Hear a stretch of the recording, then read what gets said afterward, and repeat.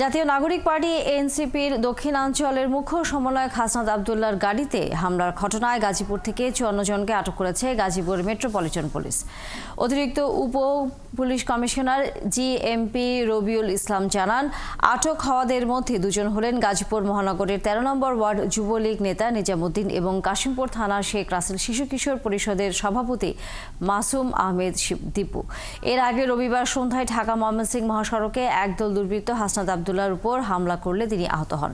পরে নিজের ফেসবুক আইডিতে দেয়া এক পোস্টে হাসনাত আব্দুল্লাহর গাড়িতে হামলার কথা জানান এনসিপির আরেক নেতা আব্দুল হান্নান মাসুদ এবং উত্তরাঞ্চলের মুখ্য সমন্বয়ক সার্জিস আলম। এরই মধ্যে আমরা দুজনকে গ্রেফতার করতে সক্ষম হয়েছি। আমরা তাদের সাথে কথা বলছি এবং যাচাই বাছাই করছি এবং আরও তথ্য প্রমাণ সংগ্রহ করছি এবং এই ঘটনার সাথে যারা সম্পৃক্ত আছে তাদের বিরুদ্ধে আমাদের গাজীপুর মেট্রোপলিটন পুলিশের সম্মানিত কমিশনার স্যারের জিরো টলারেন্স রয়েছে এবং আমরা সকল টিম স্যারের নির্দেশে এবং ঊর্ধ্বতন কর্তৃপক্ষ ঢাকা থেকে আমাদের পুলিশ হেডকোয়ার্টার থেকে সকল সিনিয়র স্যাররা আমাদেরকে দিক নির্দেশনা দিচ্ছেন।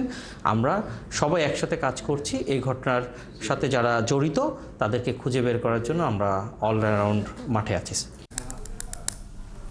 জাতীয় নাগরিক পার্টি এনসিপির দক্ষিণাঞ্চলের মুখ্য সমন্বয়ক হাসনাত আব্দুল্লাহর গাড়িতে হামলার ঘটনায় গাজীপুর থেকে 54 জনকে আটক করেছে পুলিশ।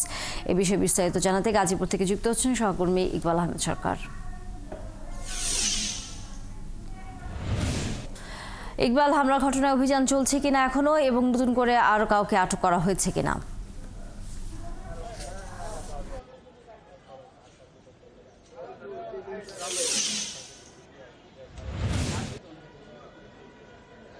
তানিয়া, গাজীপুরে হাসনাত আব্দুল্লাহর উপরে গতকাল সন্ধ্যায় যে হামলা হয়েছে তারপর এই পর্যন্ত গাজীপুর মহানগরে বিভিন্ন থানা এলাকা থেকে 54 জন আটক হয়েছে। তবে হাসনাত আব্দুল্লাহর উপরে হামলার ঘটনায় সুনির্দিষ্টভাবে এই 54 জন আটক কিনা সেটা এখনও পুলিশের পক্ষ থেকে আমাদেরকে সুস্পষ্টভাবে জানানো হয়নি। কতজন আটক বা কতজন তাদের মধ্য থেকে গ্রেপ্তার হবে সে বিষয়ে এখনও চূড়ান্তভাবে পুলিশের পক্ষ থেকে গণমাধ্যমকে জানানো হয়নি। রাতে জানানো হয়েছিল যে দুইজনকে সুনির্দিষ্টভাবে হাসনাত আব্দুল্লাহর ঘটনায় আটক করা হয়েছে। পরবর্তীতে রাতভর যারা আটক হয়েছে তারা কি সবাই হাসনাত আব্দুল্লাহর গাড়িতে হামলার ঘটনায় বা তার উপর হামলার ঘটনায় আটক কিনা সেটা কিন্তু এখনো নিশ্চিত করেনি পুলিশের পক্ষ থেকে। এবং এনসিপির যারা গাজীপুরের নেতৃবৃন্দ রয়েছেন তারা নানা অভিযোগ তুলেছেন পুলিশের ভূমিকা নিয়ে। বলছেন যে তারা যেভাবে আশা করেছিলেন যে দ্রুত সময়ের মধ্যে পুলিশ এগিয়ে আসবে, তারা এনসিপি নেতৃবৃন্দ বলছেন সেভাবে পুলিশ তাদের ডাকে সাড়া দেয়নি। এর আগেও আকম মোজাম্মেল হক, যিনি কিনা সাবেক মুক্তিযুদ্ধ বিষয়ক মন্ত্রী ছিলেন, তার বাড়িতেও বৈষম্য বিরোধী ছাত্র জনতার উপর যে হামলা হয়েছিল সেখানেও পুলিশের তাৎক্ষণিক উপস্থিতি পায়নি বা সাড়া পায়নি বলে এনসিপি নেতৃবৃন্দ আমাদেরকে অভিযোগে জানিয়েছেন। তবে তারা জানিয়েছেন যে গতকাল পুলিশকে লিখিতভাবে ওই ঘটনা অবহিত করেছেন।